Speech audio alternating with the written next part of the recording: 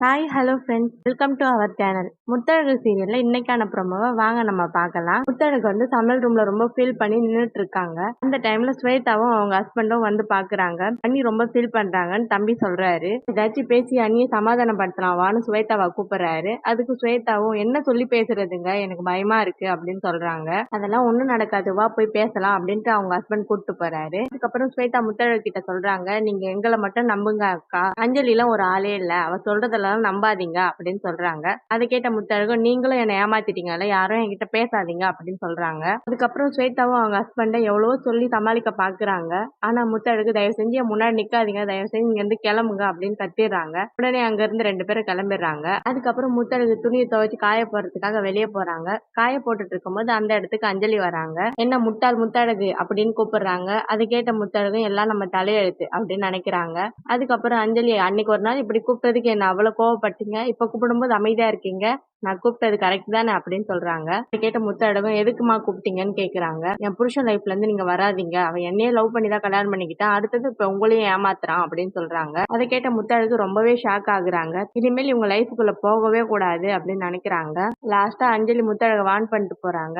பூமியே உங்ககிட்ட வந்து பேசினாலும் நீங்க பேசாம உங்க வேலையை பார்த்துக்கிட்டு போங்க, அதுதான் ஒரு நல்ல வேலைக்காரிக்கு அழகு அப்படின்னு சொல்றாங்க. இதை கேட்ட முத்தழகு, எனக்கு எல்லாம் தெரியுமா, இதுக்கப்புறம் நான் நடந்துப்பேன் அப்படின்னு சொல்றாங்க. அங்க இருந்து முத்தழகு அழுதுகிட்டு திரும்ப சமையல் ரூமுக்கே போயிட்டு சமையல் வேலையை பாக்குறாங்க. அவங்க அழுதுகிட்டு சமைக்கிறத பார்த்து பூமி உள்ள போறாரு. உள்ள போனதும், எதுக்கு முத்தழகு அழுறீங்க, அழுதுகிட்டே சமையல் பண்ணாதீங்க அப்படின்னு சொல்றாரு. அதுக்கு முத்தழகு, பணக்கார வீட்டு பசங்களை நம்பவே கூடாது, அதை மீறியும் நான் உங்களை நம்பினேன், ஆனா இப்படி ஏமாத்திட்டீங்கல்ல அப்படின்னு சொல்றாங்க. அஞ்சலிக்கு எனக்கும் கல்யாணம் ஆனது உண்மைதான், ஆனா அவ என்னை ஏமாத்தி கல்யாணம் பண்ணிக்கிட்டா அப்படின்னு சொல்றாங்க. அதை கேட்ட முத்தழகு, நீங்க நல்ல ஒரு இதை என்கிட்ட நீங்க முன்னாடியே சொல்லியிருக்கணும்ல அப்படின்னு சொல்றாங்க. அதை கேட்ட பூமியும் என்ன சொல்றதுன்னு தெரியாம நின்னுட்டு இருக்காரு. உங்க லைஃப்ல உங்க மனைவி அஞ்சலி மட்டும் தாங்க, இனிமேல் என்ன பார்க்காதீங்க, என்கிட்ட பேசாதீங்க அப்படின்னு சொல்றாங்க.